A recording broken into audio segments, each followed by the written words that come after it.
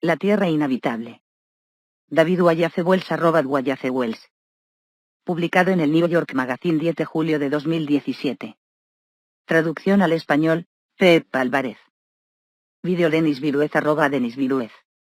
Hambrunas, hundimiento económico, un sol que nos derrita, lo que el cambio climático podría acarrear, más pronto de lo que se piensa. Parte un apocalipsis, mirando más allá de la reticencia científica.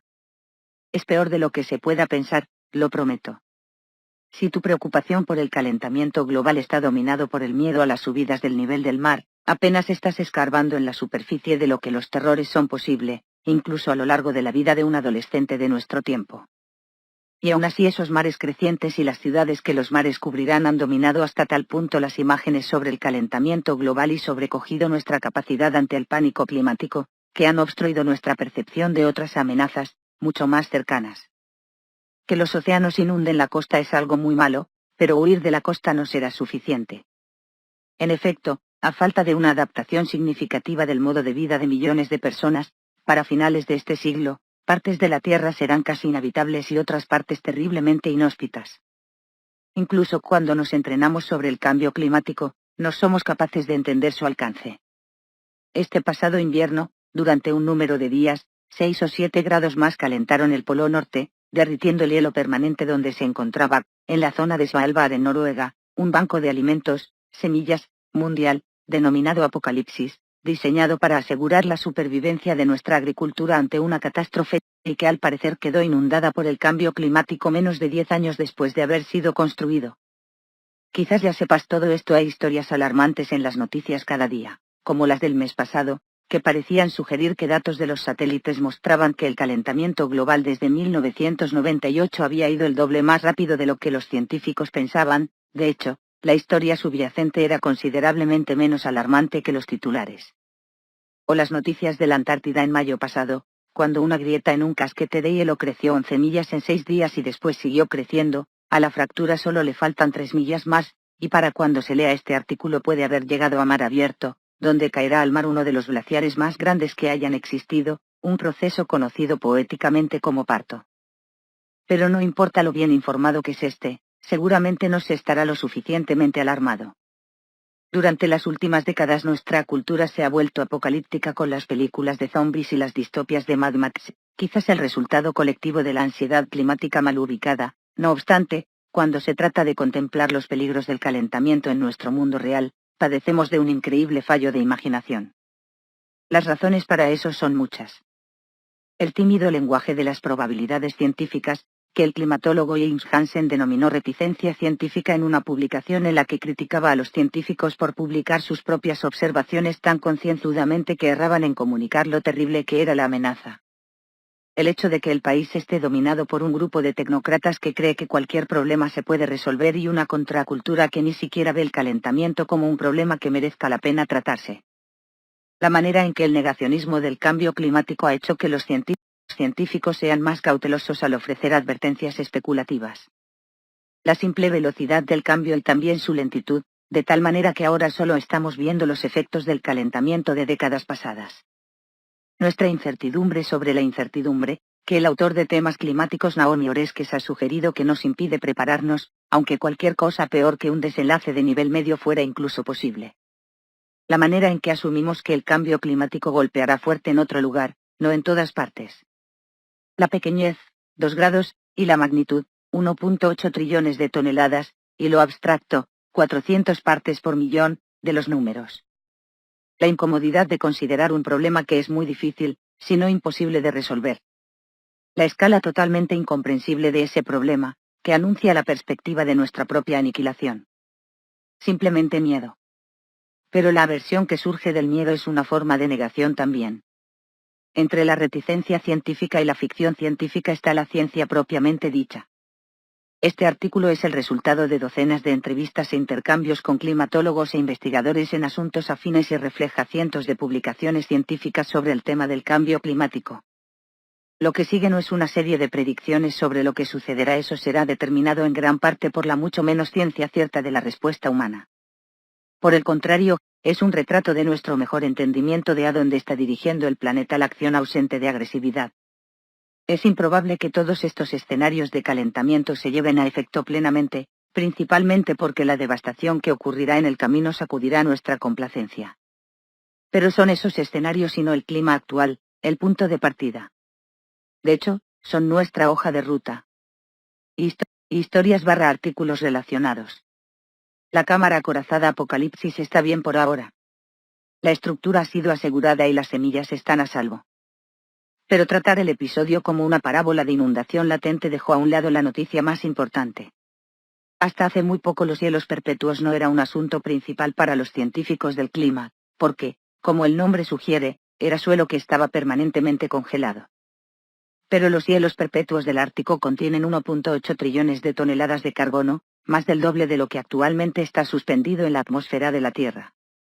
Cuando se deshiela y se libera, ese carbono puede evaporarse como metano, que es una capa de efecto invernadero 34 veces más poderosa que el dióxido de carbono, cuando se analiza en la escala de un siglo. Cuando se analiza en la escala de 2 décadas es 86 veces más poderosa. Con otras palabras, tenemos atrapado en los hielos perpetuos del Ártico el doble de carbono del que está actualmente destruyendo la atmósfera del planeta, todo programado para ser liberado en una fecha que no para de adelantarse, parcialmente en la forma de un gas que multiplica por 86 su poder de calentamiento. Historias/artículos relacionados. El hombre que acuñó calentamiento global en el peor escenario para la Tierra.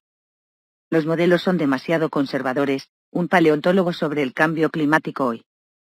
El tiempo presente del cambio climático, la destrucción que ya hemos incubado a nuestro futuro es bastante horrible. La mayoría de la gente todavía habla como si Miami y Bangladesh todavía tienen una oportunidad de sobrevivir, la mayoría de los científicos con los que hablé asumen que las perderemos en este siglo, incluso si dejamos de quemar energías fósiles en la próxima década. 2 grados de calentamiento solía considerarse el umbral de la catástrofe, decenas de millones de refugiados por el clima soltados en un mundo desprevenido. Ahora 2 grados es nuestro objetivo, según el Acuerdo de París, y los expertos nos dan solo escasas posibilidades de lograrlo. El Grupo Intergubernamental de las Naciones Unidas sobre Cambio Climático publica informes, con frecuencia llamados el Patrón Oro de la Investigación Climática. La más reciente estimación que de no cambiar el curso actual de las cosas, llegaremos a los 4 grados de calentamiento a principios del próximo siglo. Pero eso es solo una estimación media. La parte superior de la curva de probabilidades está en 8 grados y los autores no han resuelto aún cómo tratar ese deshielo de los hielos permanentes. Estos informes no justifican el efecto albedo, menos hielo significa luz solar menos reflejada y más absorbida, por lo tanto, más calentamiento, más cubierta de nubes, que atrapa calor, o la extinción paulatina de los bosques y otra flora, que extrae carbono de la atmósfera. Cada uno de estos promete acelerar el calentamiento, y la historia del planeta muestra que la temperatura puede cambiar tanto como 5 grados Celsius dentro de 13 años. La última vez que el planeta tuvo 4 grados más, señala Peter Brannan en El final del mundo, su nuevo artículo sobre acontecimientos importantes de extinción del planeta, los océanos estaban a cientos de pies más altos. La Tierra ha experimentado 5 extinciones masivas antes de la que nos enfrentamos ahora, cada una de ellas un reinicio tan completo del nivel evolutivo que funcionó como un restablecimiento del reloj planetario, y muchos científicos del clima te dirán que son la mejor analogía para el futuro ecológico al que nos estamos encaminando. A menos que se sea un adolescente, probablemente se pueda leer en los libros de texto del instituto que estas extinciones fueron el resultado de asteroides. De hecho, todas excepto la que mató a los dinosaurios fueron causadas por cambios climáticos producidos por el efecto invernadero. La más notoria fue hace 252 millones de años, comenzó cuando el carbono calentó el planeta 5 grados, se aceleró cuando ese calentamiento provocó la liberación de metano en el Ártico y terminó con un 97% de la vida en la Tierra aniquilada. Actualmente estamos añadiendo carbono a la atmósfera a una velocidad más rápida, la mayoría de las estimaciones la fijan en 10 veces más rápida. El ritmo se va acelerando. Esto es lo que Stephen Hawking tenía en mente cuando dijo esta primavera: nuestra especie necesita colonizar otros planetas el próximo siglo para poder sobrevivir, y lo que condujo a Elon Musk el mes pasado a desvelar sus planes de construir un hábitat en Marte en un periodo de 40 a 100 años. Estos no son especialistas en la materia, y probablemente se sientan tan inclinados al pánico irracional como tú y como yo. Pero los muchos científicos eminentes a los que he entrevistado los últimos meses, los más acreditados y expertos en la materia, pocos de ellos inclinados al alarmismo y muchos consejeros de la IPCC, grupo intergubernamental de expertos en cambio climático, que sin embargo critican su conservadurismo. Estos científicos han alcanzado una conclusión apocalíptica también: ningún programa plausible de reducción de emisiones de gases por sí mismo puede prevenir el desastre climático. Historias/artículos relacionados. El científico Michael Mann sobre baja probabilidad, pero escenarios del clima catastróficos. Cuando condenaron los humanos a la Tierra para siempre. Sobre las pasadas décadas, el término antropoceno ha saltado del discurso académico a la imaginación popular, un nombre dado a la era geológica en la que vivimos ahora y una forma de señalar que es una nueva era, definida en el gráfico mural de la historia profunda por la intervención humana. Un problema con el término es que implica una conquista de la naturaleza, e incluso trae a colación el dominio bíblico. Y por muy optimista que se pudiera ser sobre la proposición de que ya hemos devastado el mundo natural, seguro que lo hemos hecho. Otra cosa es considerar la posibilidad de que nosotros solos lo hemos provocado, guiándonos por la ignorancia primero y negando después un sistema climático que nos va a hacer la guerra durante muchos siglos, quizás hasta que nos destruya. Eso es lo que Wallace Smith Brooker, el paternal oceanógrafo que acuñó el término calentamiento global, quiere decir cuando llama al planeta una bestia enfadada. También se le podría llamar una máquina de guerra. Cada día lo armamos más. Parte 2: Muerte por calor, Nueva York convertido en Bahrein. En la región de la caña de azúcar de El Salvador, 1/5 de la población tiene enfermedad crónica de riñón, resultado de la deshidratación por trabajar los campos que ellos trabajaban confortablemente solo hace 2 décadas. Los seres humanos, como todos los mamíferos, son motores de calor. Sobrevivir implica tener que refrescarse continuamente, como perros jadeantes. Para eso, la temperatura necesita ser lo bastante baja para que el aire actúe como una clase de refrigerador, alejando el calor de la piel de forma que el motor pueda seguir bombeando.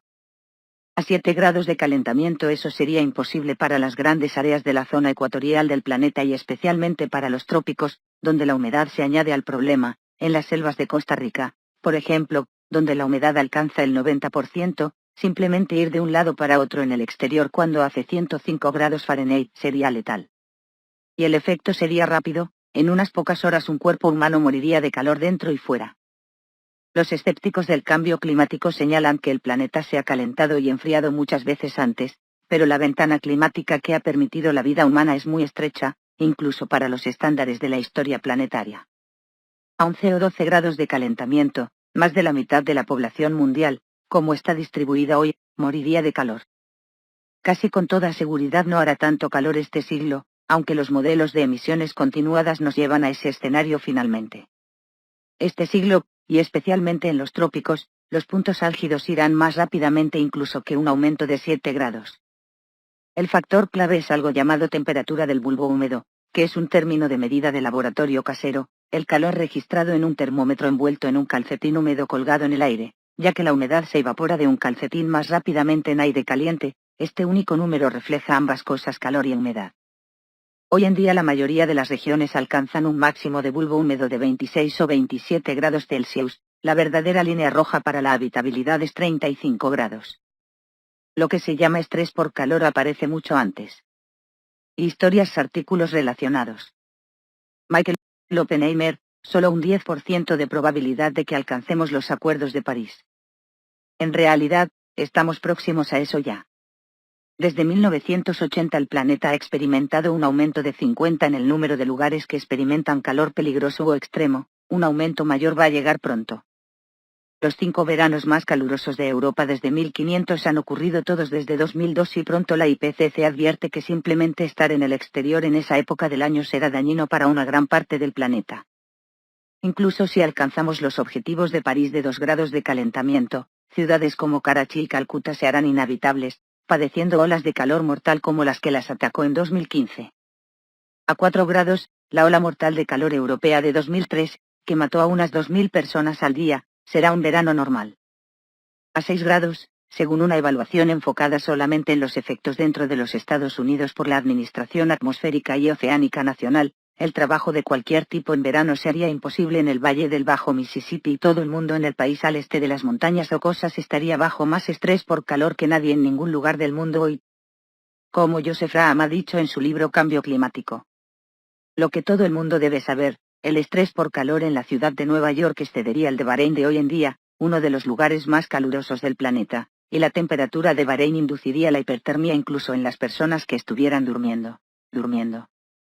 Para finales de este siglo, el Banco Mundial ha estimado que los meses más fríos en la América del Sur tropical, África y el Pacífico serán probablemente más calurosos que los meses más calurosos del siglo XX.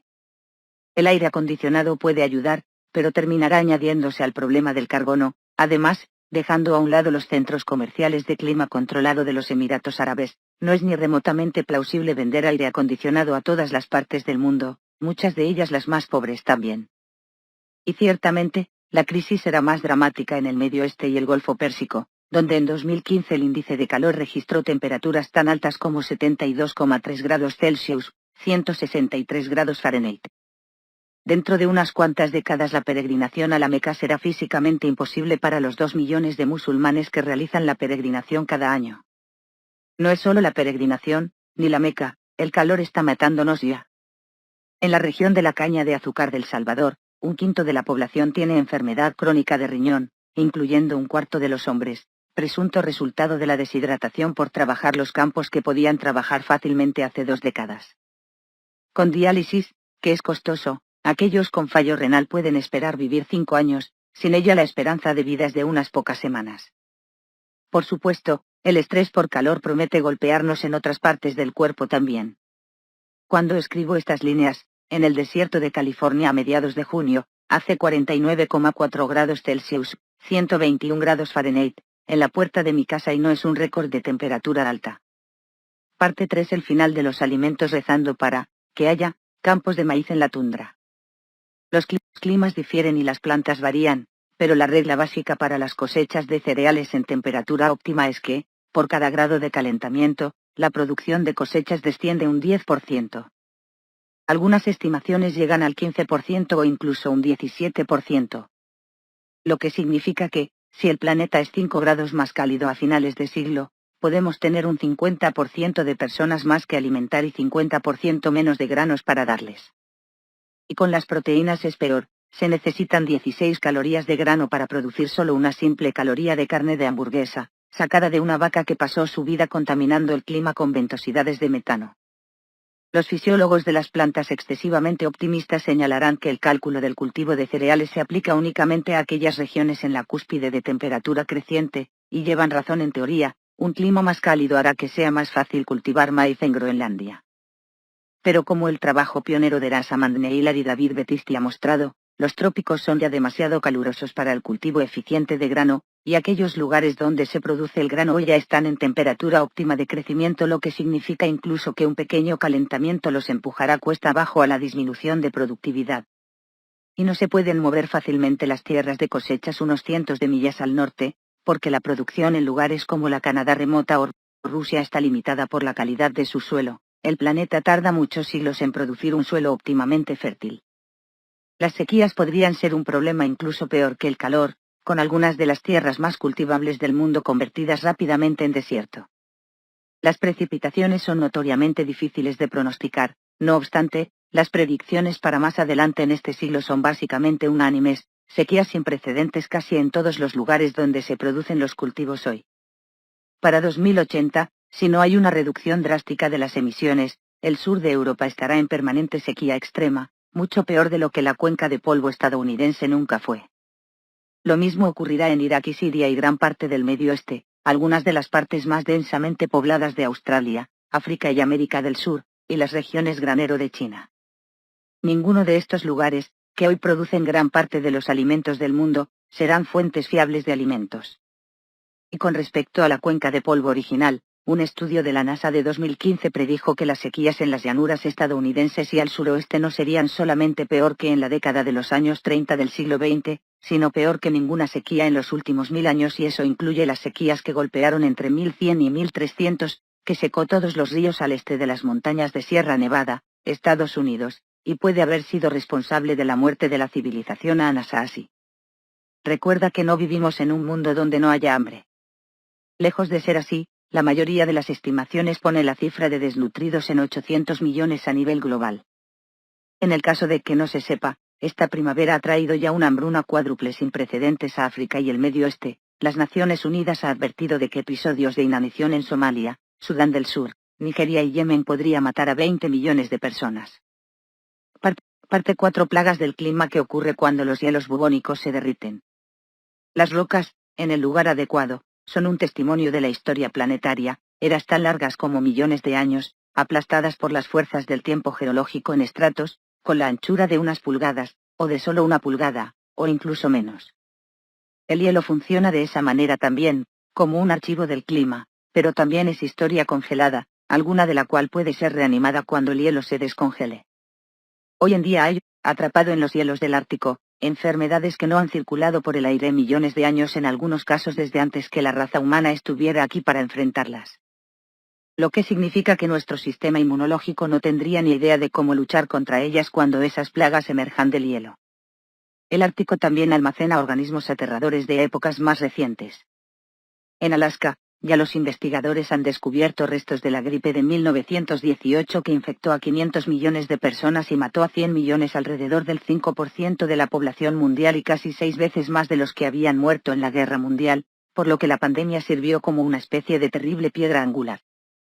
Como la BBC informó en mayo, los científicos sospechan que la viruela y la plaga bubónica están atrapadas en los hielos de Siberia, también una historia abreviada de enfermedad humana devastadora, abandonada como ensalada de huevo en el sol del Ártico. Los expertos advierten que muchos de estos organismos no sobrevivirán al deshielo y señalan a las condiciones de laboratorio bajo las cuales ya han reanimado a algunos de ellos. La bacteria Extremophile, de 32.000 años de edad, revivió en 2005, un organismo de hace 8 millones de años fue devuelto a la vida en 2007, un científico ruso se autoinyectó solo por curiosidad, un organismo de 3.5 millones de años, para sugerir que esas son las condiciones necesarias para el regreso de tales plagas antiguas.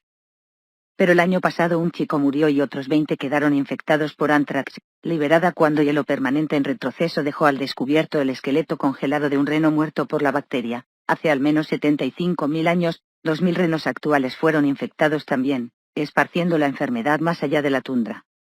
Lo que preocupa a los epidemiólogos más que las enfermedades antiguas son las plagas existentes reubicadas, reconfiguradas o incluso reevolucionadas por el calentamiento. El primer efecto es geográfico. Antes del período moderno, cuando los barcos de vela aventureros aceleraban las mezclas de personas y sus gérmenes, la provincialidad humana era un protector contra la pandemia. Hoy, incluso con la globalización y la enorme entremezcla de las poblaciones humanas, nuestros ecosistemas son mayormente estables, y esto funciona como otro límite, pero el calentamiento global mezclará esos ecosistemas y hará que las enfermedades traspasen esos límites tan ciertamente como Cortés hizo. Uno no se preocupa mucho del dengue o la malaria si vive en Menofrancia. Pero a medida que los trópicos se arrastran hacia el norte y los mosquitos emigren con ellos, habrá que preocuparse. Tampoco preocupaba el Zika hace un par de años. El Zika puede ser también un buen modelo del segundo efecto preocupante, la mutación de la enfermedad. Una razón por la cual no se había oído nada del Zika, era hasta hace poco, que había estado atrapado en Uganda, otra razón es que no parecía causar defectos de nacimiento. Los científicos aún no comprenden del todo qué ocurrió o qué pasaron por alto. Pero hay cosas que sabemos con seguridad sobre cómo el clima afecta a algunas enfermedades. La malaria, por ejemplo, se desarrolla en regiones más cálidas no solo porque los mosquitos que la llevan lo hacen también, sino porque por cada grado que aumenta la temperatura, el parásito se reproduce 10 veces más rápidamente. Esto es una razón por la que el Banco Mundial estima que para el 2050, 5.200 millones de personas estarán contagiados con ella. Parte 5. Aire irrespirable, una niebla mortal circulante que asfixia a millones. Para finales de siglo, los meses más fríos en la América del Sur tropical, África, y el Pacífico, probablemente van a ser más cálidos que los meses más cálidos al final del siglo XX. Nuestros pulmones necesitan oxígeno, pero eso es solo una fracción de lo que respiramos. La fracción de dióxido de carbono está aumentando, ya cruzó 400 partes por millón y las estimaciones de alta gama, extrapolando las tendencias actuales, sugieren que llegará a los 1.000 partes por millón para 2100. A esa concentración, comparado con el aire que respiramos ahora, la habilidad cognitiva humana desciende en un 21%. Otro problema con respecto al aire más caliente es incluso más aterrador, con pequeños aumentos en la contaminación capaz de acortar la esperanza de vida en 10 años. Mientras más caliente se vuelva el planeta, más ozono origina, y para mediados del siglo, los americanos, de Estados Unidos, probablemente sufrirán un 70% de aumento de la dañina capa de ozono, según ha predicho el Centro Nacional para la Investigación Atmosférica. Para 2090, 2.000 millones de personas en todo el mundo estarán respirando aire por encima del nivel de seguridad. El mes pasado una publicación mostró que, entre otros efectos, la exposición de una embarazada al ozono aumenta el riesgo del bebé de padecer autismo, hasta 10 veces más, combinado con otros factores medioambientales. Lo que hace pensar de nuevo en la epidemia de autismo en Hollywood Occidental. Más de 10.000 personas mueren ahora cada día a causa de las pequeñas partículas emitidas por la quema de combustibles fósiles. Cada año 339.000 mueren por el humo de incendios forestales, en parte porque el cambio climático ha expandido la estación de los fuegos forestales. En los Estados Unidos ha aumentado en 78 días desde 1970. Para el año 2050, de acuerdo con el Servicio Forestal de los Estados Unidos, los incendios forestales serán 2 veces más destructivos de lo que son hoy. En algunos lugares el área quemada podría crecer 5 veces más. Lo que preocupa a la gente incluso más es el efecto que tendría en las emisiones, especialmente cuando los fuegos arrasan los bosques que surgen de la turba. Los incendios de turberas en Indonesia en 1997, por ejemplo, sumó a la emisión global de CO2 hasta un 40% y mientras más incendios haya, más calentamiento habrá y más incendios. Se da también la posibilidad aterradora de que los bosques tropicales como el Amazonas, que en 2010 sufrió su segunda sequía de 100 años en el espacio de 5 años, podría secarse lo suficiente para volverse vulnerables estos tipos de fuegos forestales devastadores que no solamente expulsaría grandes cantidades de carbono a la atmósfera, sino que también encogería el tamaño de los bosques. Eso es especialmente malo porque el Amazonas proporciona el 20% de nuestro oxígeno. Además, están las formas más familiares de contaminación.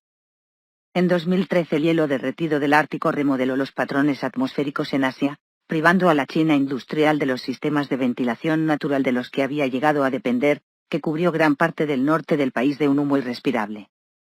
Literalmente irrespirable.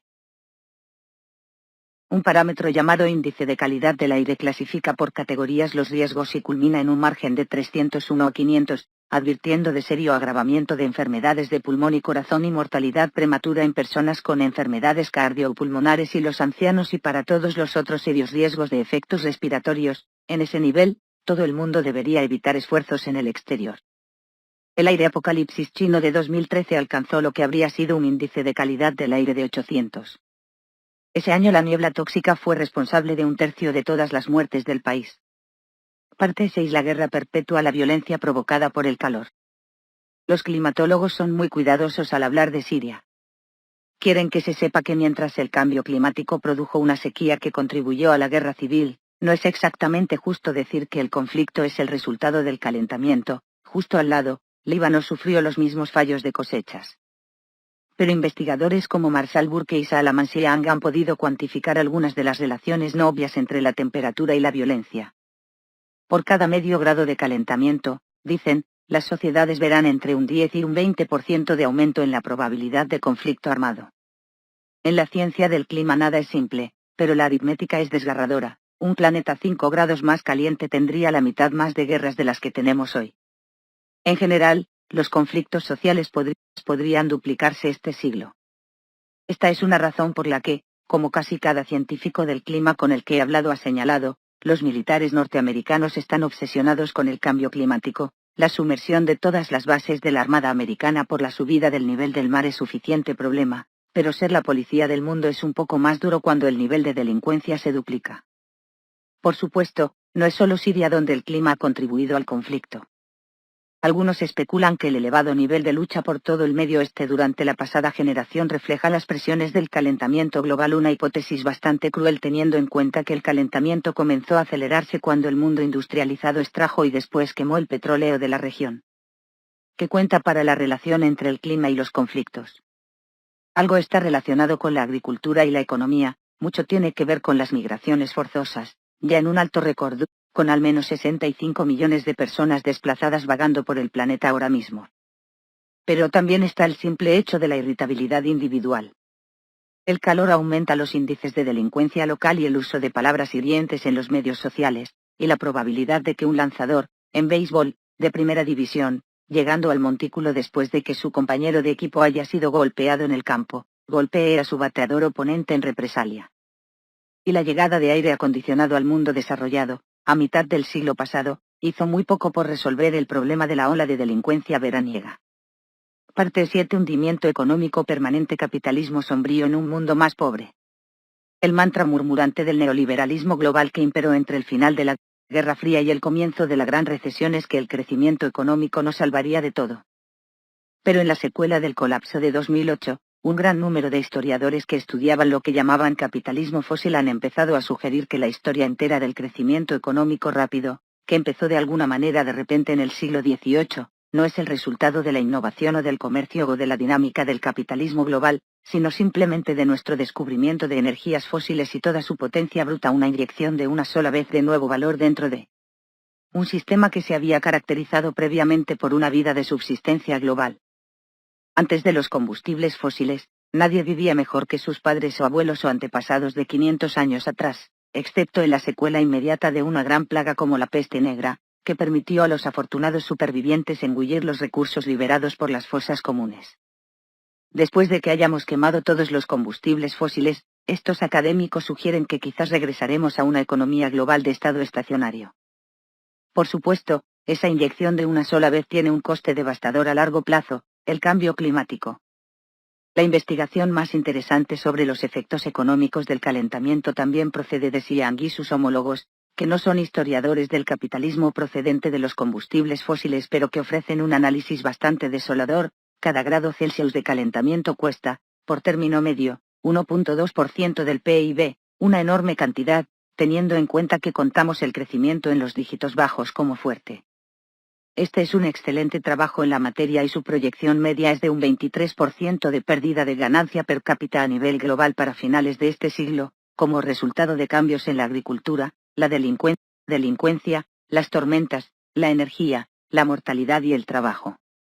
Trazar la forma de la curva de probabilidades e incluso más aterrador: hay un 12% de probabilidad de que el cambio climático reducirá la producción económica mundial más del 50% para el 2100, dicen ellos, y una probabilidad del 51% de que baje el PIB per cápita un 20% o más, para entonces, a menos que las emisiones de gases disminuyan. Por comparación, la Gran Recesión bajó el PIB mundial un 6%, en una conmoción de una sola vez. Xiang y sus correligionarios estiman una posibilidad de 1 entre 8 de un efecto continuo e irreversible para finales de siglo que es 8 veces peor. La escala de esa devastación económica es difícil de asimilar, pero se puede empezar imaginando cómo sería el mundo hoy con una economía la mitad de grande, que solo produciría la mitad del valor, generando únicamente la mitad que ofrecerá a los trabajadores del mundo. Convierte a la cancelación de los vuelos por la ola de calor en Phoenix el mes pasado en patatas económicas patéticamente pequeñas. Y, entre otras cosas, convierte la idea de posponer la acción gubernamental sobre la reducción de emisiones y apoyarse únicamente en el crecimiento y la tecnología para resolver el problema un absurdo cálculo de negocios. Tengamos en cuenta que cada billete de ida y vuelta de los vuelos de Nueva York a Londres cuesta al Ártico 3 metros cuadrados más de hielo. Parte 8. Océanos envenenados. El sulfuro eructa la costa del esqueleto. Que el mar se convertirá en un asesino es un hecho. Salvo que haya una radical reducción de emisiones, veremos al menos 4 pies de subida de nivel del mar y posiblemente hasta 10 para finales de siglo. Un tercio de las ciudades importantes del mundo están en la costa, y sus centrales energéticas, puertos, bases navales, granjas, centros de pesca, deltas de los ríos, marismas y los imperios de arrozales, e incluso aquellos que están por encima de los 10 pies se inundarán mucho más rápidamente y mucho más regularmente si el agua llega a esa altura. Al menos 600 millones de personas viven dentro de la zona de 10 metros del nivel del mar. Pero la inundación de estas ciudades y espacios es solo el principio. Actualmente más de un tercio del carbono en el mundo es absorbido por los océanos, gracias a Dios, o tendríamos aún mucho más calentamiento ya. Pero el resultado es lo que se llama acidificación del océano, que, por sí mismo, puede añadir medio grado al calentamiento este siglo. Está también ya quemando las cuencas de agua del planeta. Se puede recordar estas como el lugar donde la vida surgió en un primer momento. Probablemente se ha oído hablar de la decoloración del coral, es decir, la muerte del coral, lo que es una muy mala noticia, porque los arrecifes de coral sustentan hasta un cuarto de toda la vida marina y proporcionan alimento para 1.000 millones de personas. La acidificación de los océanos freirá / cocerá la población de peces directamente. También, Aunque los científicos no están seguros de cómo predecir los efectos de lo que sacamos de los océanos para comer, ellos saben que en aguas ácidas las ostras y los mejillones lucharán para hacer crecer sus conchas y que cuando el pH de la sangre humana cae tanto como el pH de los océanos ha caído durante la pasada generación, induce a convulsiones, comas y muerte repentina.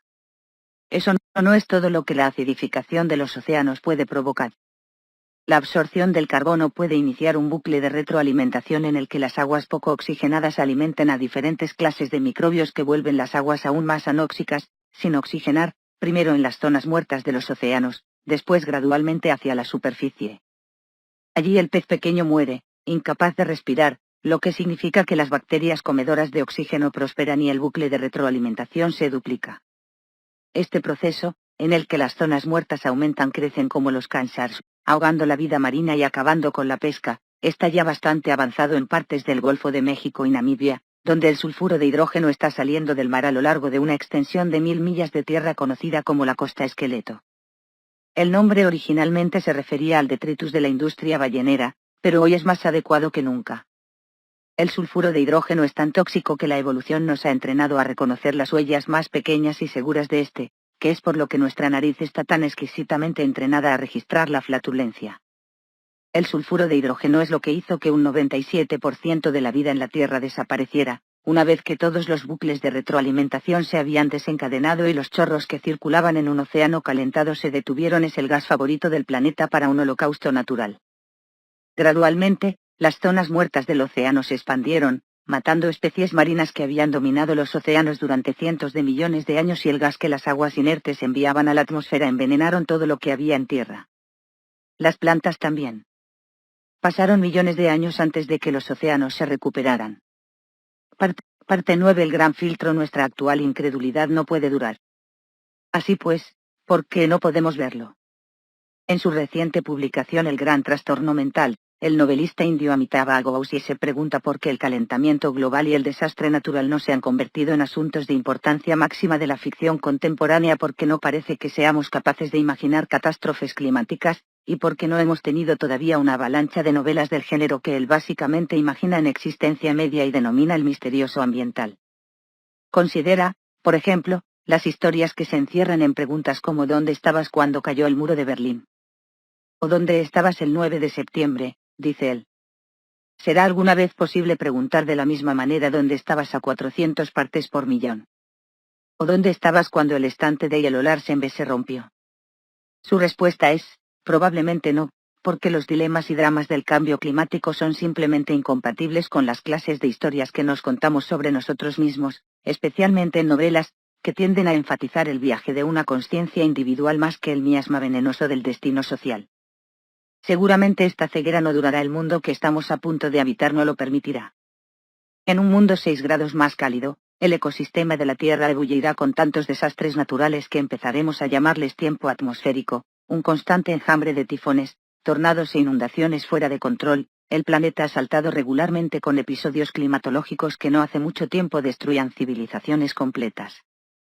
Los huracanes más fuertes aparecerán con más frecuencia y tendremos que inventar nuevas categorías con las que describirlos. Los tornados crecerán más largos y anchos, y golpearán mucho más frecuentemente, y las rocas de granizo se cuadruplicarán en tamaño.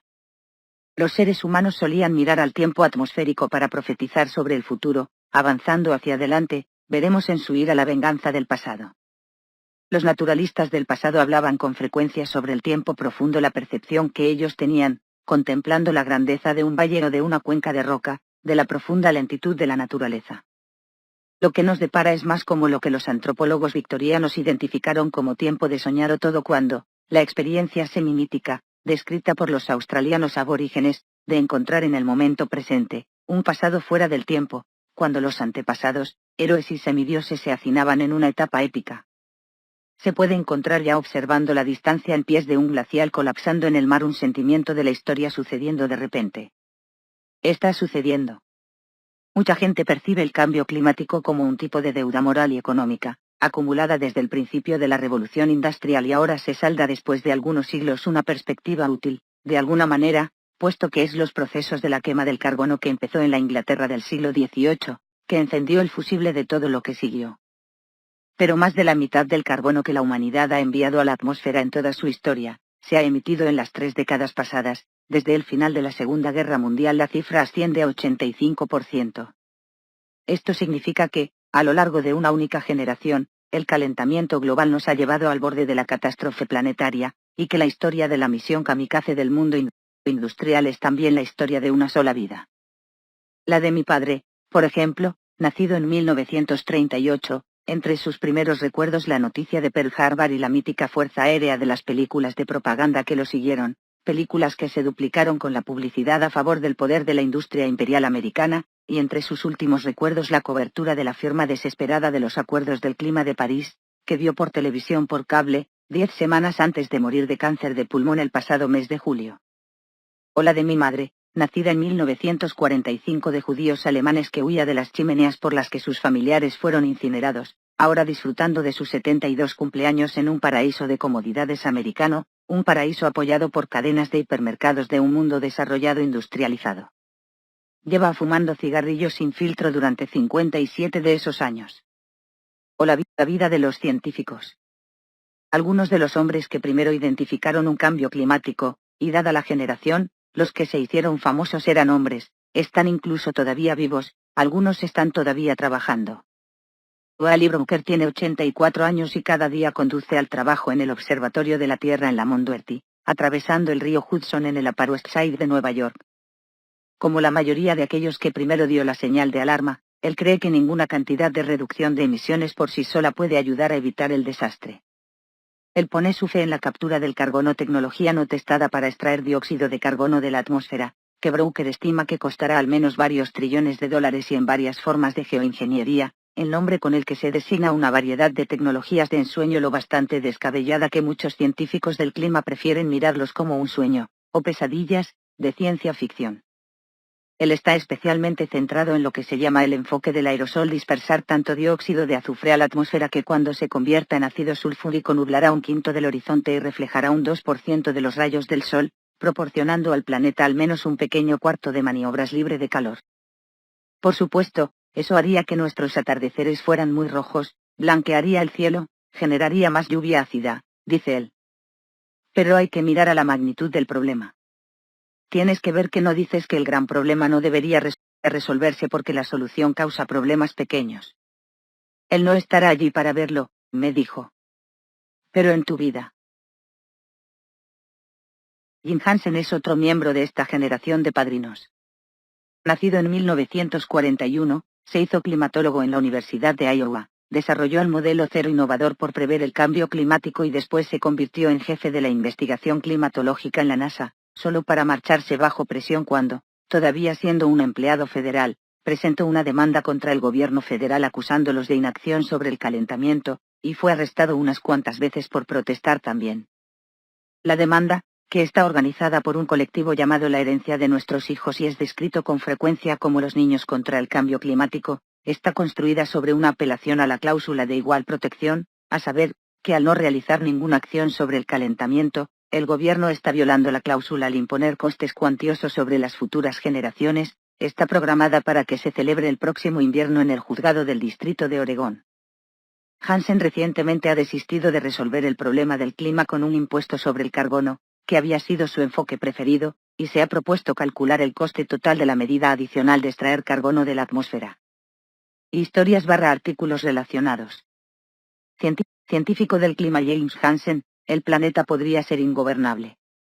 Hansen comenzó su carrera estudiando Venus, que fue en un principio un planeta muy parecido a la Tierra, con cantidad de agua como soporte vital. Antes de que el cambio climático fuera de control lo transformó rápidamente en una esfera inhabitable y árida envuelta en un gas irrespirable. Cuando tenía 30 años decidió estudiar nuestro planeta, preguntándose por qué tenía que marearse estudiando el sistema solar para explorar los rápidos cambios medioambientales, cuando lo podía ver a su alrededor. En el planeta en el que vivía. Cuando escribimos nuestro primer trabajo sobre esto en 1981, me dijo, recuerdo haberle dicho a uno de los coautores, esto va a ser muy interesante. En algún momento durante nuestras carreras vamos a ver todas estas cosas empezando a suceder. Algunos de los científicos con los que hablé propuso el calentamiento global como la solución a la famosa paradoja de Fermi, que pregunta, si el universo es tan grande, entonces ¿por qué no hemos encontrado ninguna otra vida inteligente en ella? La respuesta, sugirieron, es que el periodo de vida de una civilización puede ser solo de algunos miles de años y el periodo de vida de una civilización industrial quizás solo de unos cientos. En un universo que tiene miles de millones de años, con sistemas de estrellas separadas por el tiempo y por el espacio, las civilizaciones podrían emerger y desarrollarse y desaparecer simplemente demasiado rápidamente para que se lleguen a encontrar unas a otras. Peter Ward, un paleontólogo carismático entre aquellos responsables por haber descubierto que las extinciones en masa del planeta fueron causadas por el gas del efecto invernadero, llama a esto el gran filtro. Las civilizaciones aumentan, pero hay un filtro medioambiental que hace que mueran y desaparezcan rápidamente, me dijo. Si miras el planeta Tierra, el filtrado que hemos tenido en el pasado han sido estas extinciones masivas. La extinción masiva que estamos ahora viviendo solo acaba de empezar, así que mucha más muerte está por llegar. Y, no obstante, Ward es un optimista. Igualmente lo son Brooker y Hansen y muchos de los otros científicos con los que hablé. No hemos desarrollado una religiosidad acerca del cambio climático que pudiera confortarnos o darnos un propósito, frente a una posible aniquilación. Pero los científicos del clima tienen una extraña clase de fe, encontraremos una manera de prevenir el calentamiento radical, dicen, porque debemos hacerlo. No es fácil saber cómo sentirse tranquilos ante la certeza sombría y cuánto hay que preguntarse si es otra forma de engaño. Para que el calentamiento global funcione como parábola, alguien necesita sobrevivir para que cuente la historia. Los científicos saben que para cumplir los objetivos de París, para el 2050, las emisiones de carbono procedentes de la energía y de la industria, que aún siguen subiendo, tendrán que disminuir a la mitad cada década. Las emisiones procedentes del uso de la tierra, deforestación, gases de las vacas, etc., tendrán que desaparecer, y necesitaremos haber inventado tecnologías para extraer anualmente 2 veces más carbono de la atmósfera de lo que lo hacen las plantas de todo el planeta. No obstante, en general, los científicos tienen una enorme confianza en el ingenio de los seres humanos, una confianza quizás reforzada por su apreciación del cambio climático, que es después de todo, una invención humana, también. Ellos señalan al proyecto Apolo como el causante del agujero en la capa de ozono que parcheamos en la década de los 80, el paso del miedo a la destrucción mutua asegurada.